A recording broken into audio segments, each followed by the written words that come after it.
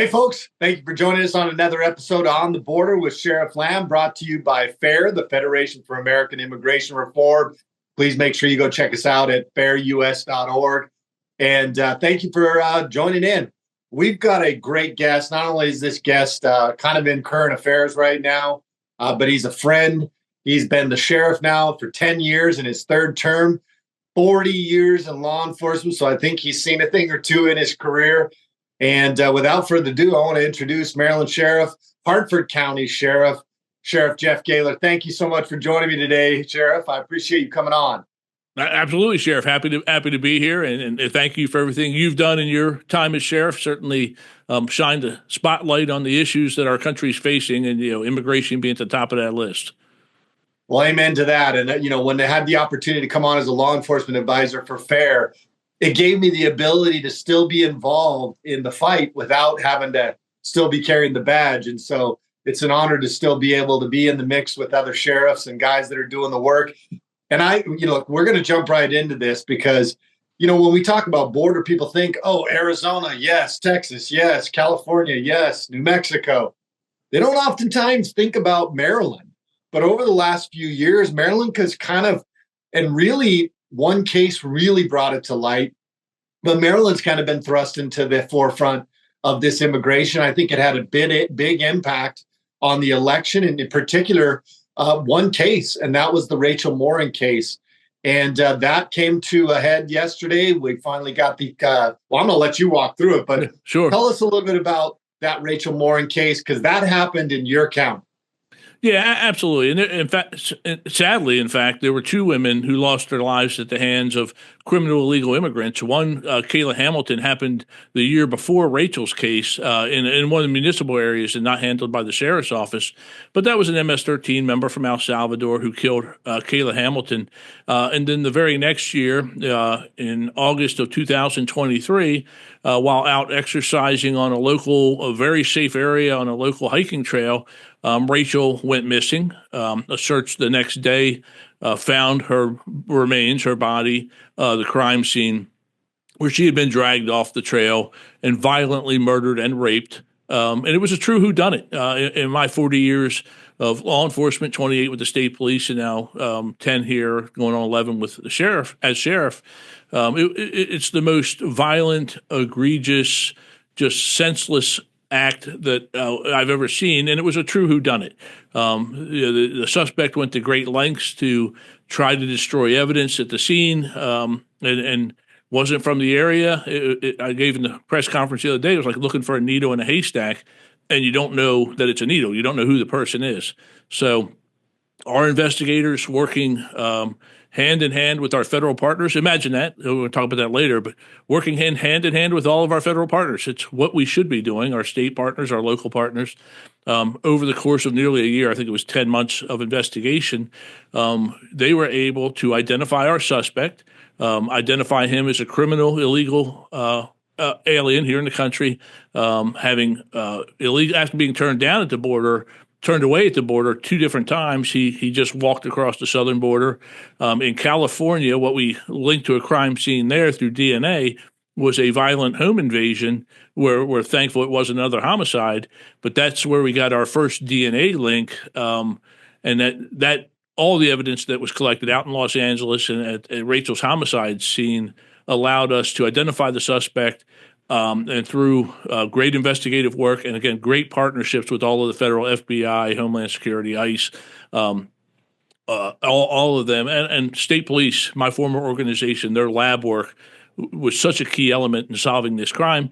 We found him on a bar stool in Tulsa, Oklahoma in June of 24. He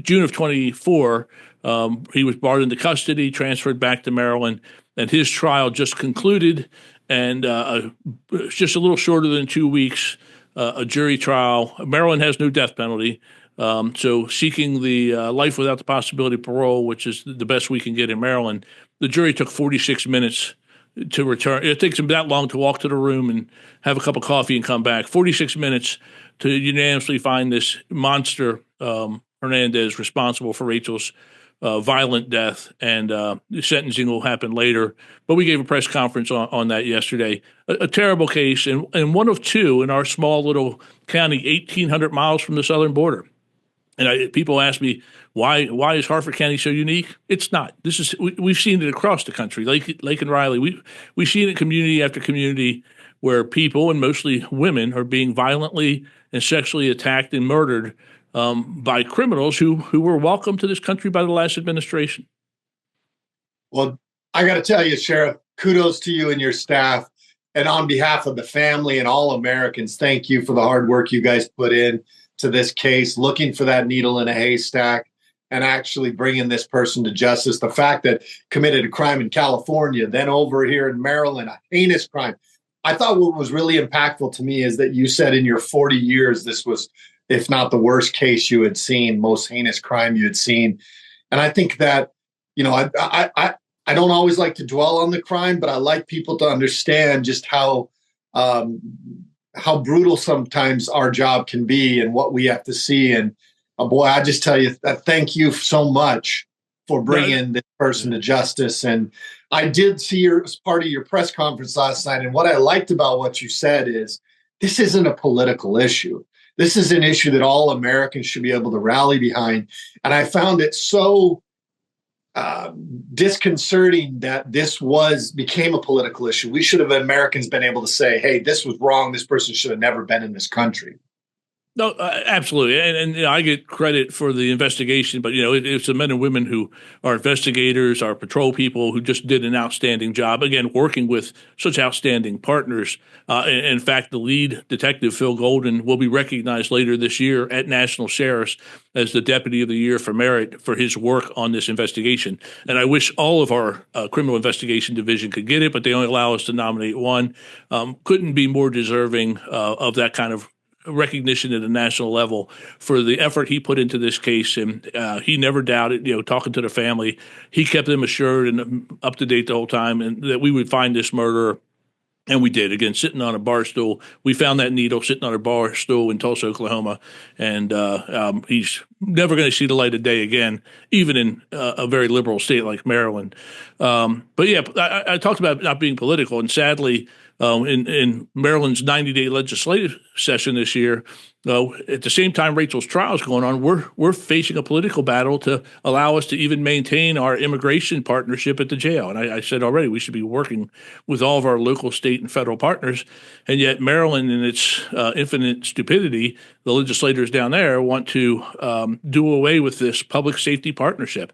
And it's a public safety partnership that a Democrat president, as you well know, Bill Clinton brought into existence, and then President Obama actually accepted us into the program after I became sheriff, ran on a platform of joining 287 corrections based in Maryland, where we screen everyone who's arrested to see if they're in the country illegally, and that's reported to ICE. And it's amazing that they were even questioning a program like 287G, because for those of the people that are listening today that don't truly understand it, it's not that these are people that committed crimes in our communities. They are brought to our jail, and we are then processing them. In the process of going through who they are, if we find out they're here illegally, we notify ICE. You talked about at the beginning your inability to maybe even bring this case to fruition or bring justice to Rachel Morin's family without those partnerships with your federal law enforcement. And really all this is holding people accountable that are committing crimes in our country. And I don't understand why there's a faction of Americans that are willing to say, we don't like this. What is the outcome? Because Maryland was busy going through this whole battle while you were in trial. That was what was crazy. You're in a trial for somebody who committed a crime in California, then in Maryland, who brutally murdered an American citizen, a mother. And they were trying to take away that 287G. Were they successful? Well, before I get to that, I'll say, that in addition to his crimes, what we found out about the monster who took Rachel's life was that he left El Salvador, as we know, not for a better life, to come here. He was fleeing a homicide and a rape that he committed there of another young woman. That's why he came to this country. When you hear the stuff, they're coming here to make a better life for themselves. Yeah, he wanted a better life. He'd already ruined his life there, so he came here to ruin someone else's life. But Maryland. Sure. If I can just interject, and I'm glad you brought that up, because just because they came here doesn't mean they didn't have a past life. A lot of times we think, well, not all these folks are criminals. Well, a lot of them are. A lot of them were criminals in their own country that they were running from. Behavior like this, breaking into an aggressive breaking and entering, and then an aggressive rape and murder. This is not behavior that just started yesterday. This is behavior that has existed for a while, most likely. And so I'm glad you brought that up, because I think a lot of people forget the fact that many of these people had a criminal history in their own countries. Yeah, absolutely. And I mean, you and I have both been on the border. You a lot more as the sheriff out there, but I've done a couple of border visits, and ironically, my chief deputy and I were on the border the day that Vice President Harris at the time said the border was secure, and we were standing next to a half-completed wall with open gates, lighting that had never been installed. People were just walking across. The criminals, the cartel was trafficking them. The criminals were walking into our country, invited by the previous administration. It's just a violation of everything I hold near and dear to public safety and my oath of office. And people who allowed Rachel Morin's murder to happen, allowed Kayla Hamilton's murder to happen. There's a special place for them in the afterlife, and I hope that's where they end up, because, again, it's public safety. It shouldn't be politics. You asked a question of where this ended up in Maryland. Although they being the Maryland's very liberal legislature, tried a lot of shifty maneuvers in the very closing hours of the 90-day session. The language removing the 287G programs was taken out of the bill. There was an immigration bill that passed, safe places, so that ICE, and I don't know how Maryland's legislature thinks they can regulate the federal government, but they're telling ICE they can't go into hospital, schools, stuff that ICE, so far, I haven't seen any intention to do it. They want to work with local agencies like us with the 287G program to safely transfer criminal offenders into their custody and decide whether deportation is appropriate. So I'm thankful that it failed. In large part, the Maryland sheriffs stood together, and we did a press conference. We did a lot of public information to get out there to make sure that the public knew what they were trying to do. And again, at the very exact same time that Rachel's homicide case is being heard, they are friendly. And it's not that that's not bad enough. We have Senator Chris Van Hollen, who wants to travel to El Salvador to meet with an MS-13 member that was mistakenly deported from the country. And that was the subject of a White House discussion yesterday. Let's stop being friendly to criminal illegal aliens. Our country's great. We have a workable immigration system, get people here who are going to add to the values of our country and make us even better. That's what we should be pursuing. But this open border policy, through the fentanyl, through the overdoses, through all the lives lost there, and the criminal aliens just flowing across the border is sinful. I do not understand how we have so many politicians, so many Americans, so many judges who are actually protecting people who came into this country illegally, many of them criminals, more than they actually want to protect American citizens. These judges would never, where were they when it came time to vet people before releasing them into this country? They were nowhere to be found. And now all they want to do is keep these folks in the country that were here illegally. I want to touch real quick, go back to the Rachel Morin case, because I know people like to understand how we do our job sometimes and what are the pieces of evidence we were finally able to put together. Can you walk us through? And by the way, I look forward to shaking Deputy or Detective Golden's hand when we're out in NSA. But can you walk us through what were the key pieces of evidence that finally allowed you to figure out who this person was that committed this crime? Well, it was certainly the DNA, and I don't understand all the familial DNA processes that the feds were working, the federal government was working, but they're able to narrow down the pool and point to like a fifth. It wasn't specific to this case, but like a fifth cousin, on your mom's side, they can narrow the pool. And when you talk to that person, you can narrow it further. So that was being worked along with the DNA evidence that was collected from the home invasion. So we had a link to that DNA. And a lot of people asked the question when we announced the link to that case, the hit to that case in CODIS, the DNA database, national database, that how if we had a DNA, how do we not have a name? Well, because he was in the country without, unlawfully entry, crossed the border unknown. No one knew who he was. DNA had not been put into the system from any prior arrest or processing. So it didn't hit on a name, but it hit on a sample. So we knew that the same person that committed the violent home invasion in Los Angeles was the same person who took Rachel's life from DNA collected at that crime scene, that horrific crime scene.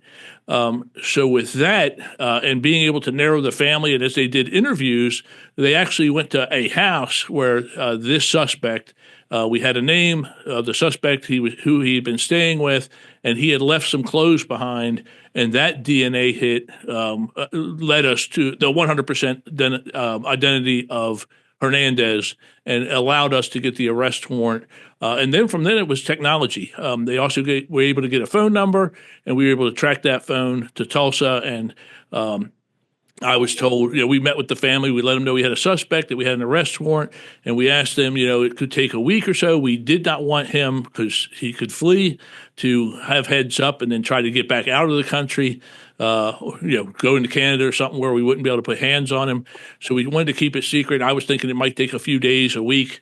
Later that night, probably 6 hours later, the technology led us to Tulsa, Oklahoma, reached out there. Our investigators reached out to that police department. They sent officers in, and that body camera footage has been out in the news, I do believe, since the trial. But they just did an outstanding job. He when they hit him at the bar, he gave all kinds of fake names and different things, but they were having none of it. They picked him up, took him back to the station, were able to positively identify him, and then we had him extradited back here to Maryland in order to stand trial. And again, the guilty verdict in 46 minutes is so welcome. The only thing I regret, Maryland politicians, once again, looking out for criminal interest, did away with the death penalty some years ago. So he didn't face the death penalty. And this is certainly, I've never seen a more fitting case for the death penalty.